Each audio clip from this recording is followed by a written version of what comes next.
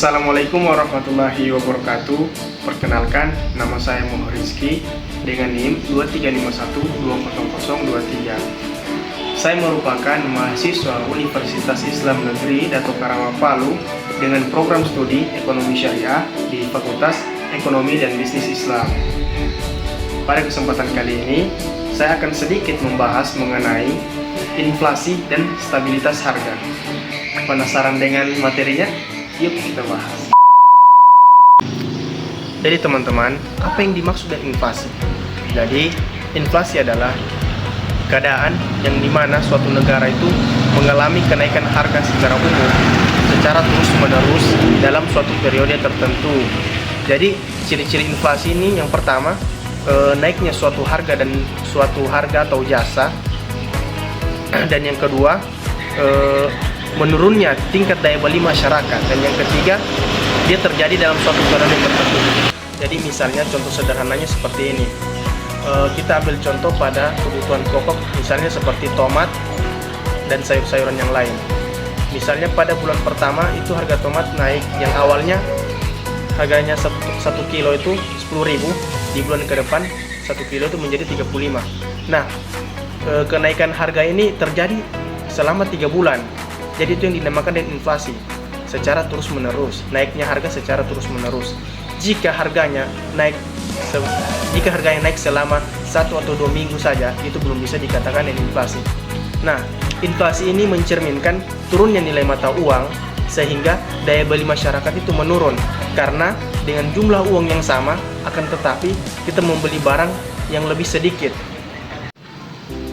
Nah teman-teman, setelah kita mengetahui apa pengertian dari inflasi atau apa definisi dari inflasi, selanjutnya kita akan membahas tentang penyebab-penyebab yang menyebabkan terjadinya inflasi tersebut.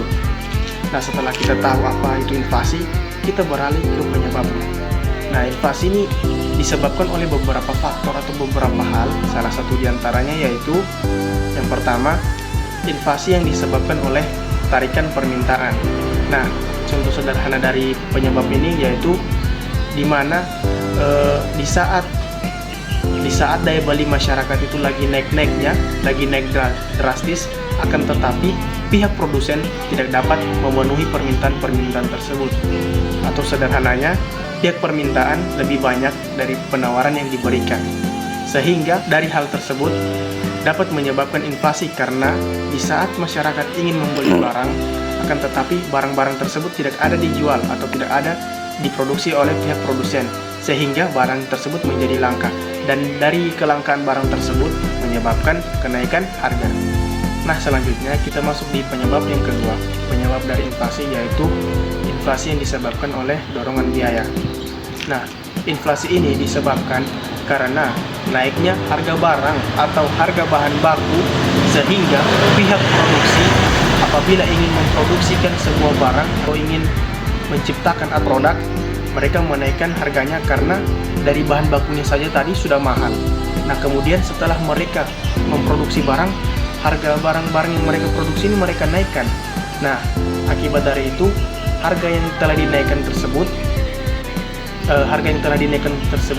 lalu diberikan kepada pihak konsumen menjadi mahal. Nah hal-hal yang seperti inilah yang dapat mengakibatkan adanya inflasi.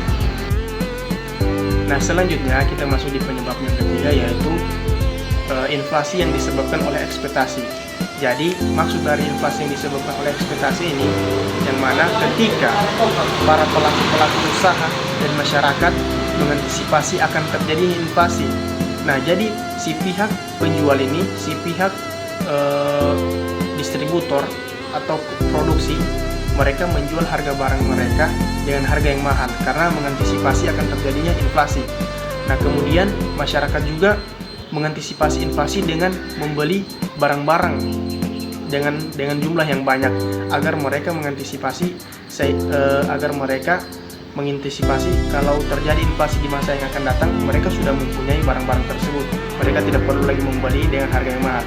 Nah, akan tetapi dengan ekspektasi seperti inilah dapat menimbulkan terjadi inflasi. Karena inflasi belum terjadi, tapi mereka sudah berekspektasi akan terjadi inflasi, yang mana hal-hal yang mereka sebabkan itu, hal-hal yang mereka buat itu dapat menyebabkan adanya inflasi. Baik, selanjutnya setelah kita membahas apa definisi dari inflasi, apa penyebab yang menyebabkan adanya inflasi, dan yang kemudian kita masuk di pembahasan yang ketiga, yaitu jenis-jenis dari inflasi. Nah, teman-teman, inflasi ini memiliki beberapa jenis-jenis, yaitu yang pertama inflasi ringan, inflasi sedang, inflasi berat, dan hyperinflasi. Oke, baik, kita masuk di jenis-jenis inflasi yang pertama, yaitu inflasi ringan.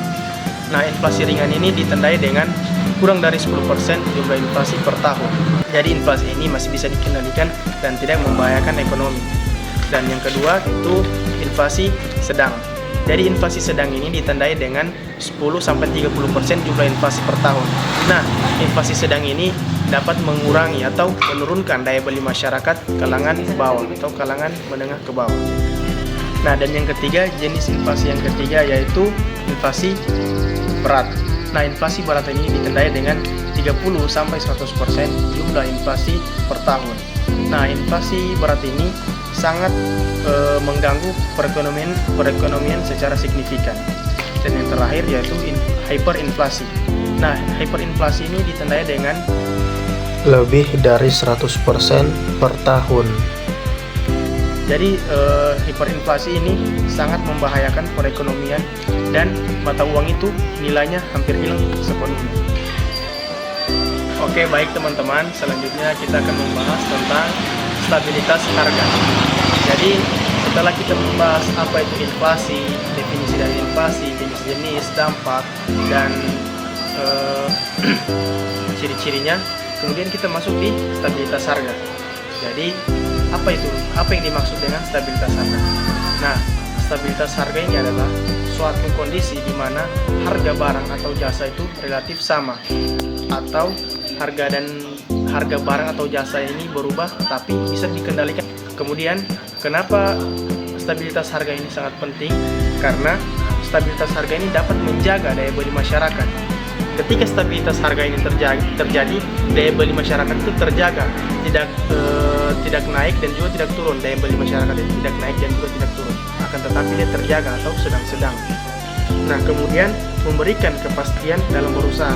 Nah, di sini memberikan kepastian dalam berusaha, khususnya pada pengusaha-pengusaha baru.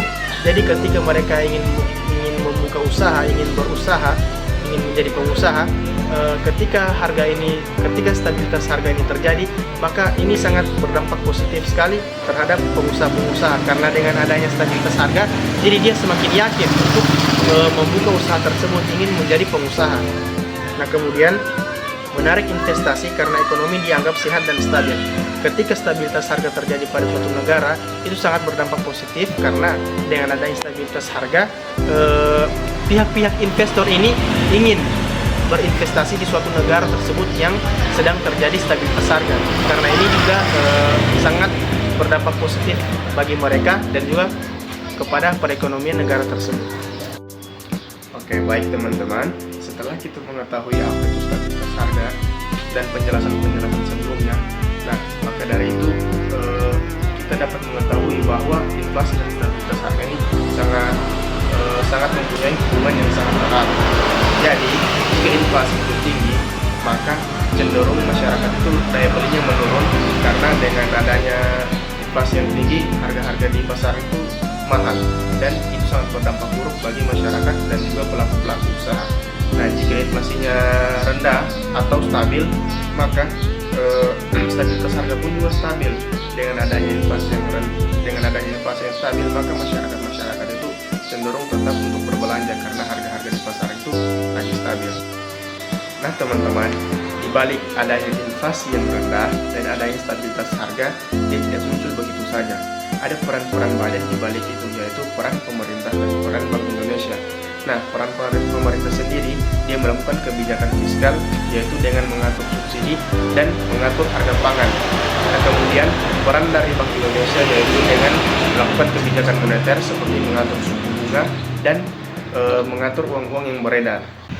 Baik teman-teman, itulah pemaparan singkat mengenai inflasi dan stabilitas harga. Jadi lebih dan kurangnya saya mohon maaf. Apabila ada kata-kata saya yang salah, mohon dimaafkan. Cukup sekian dan terima kasih. Assalamualaikum warahmatullahi wabarakatuh.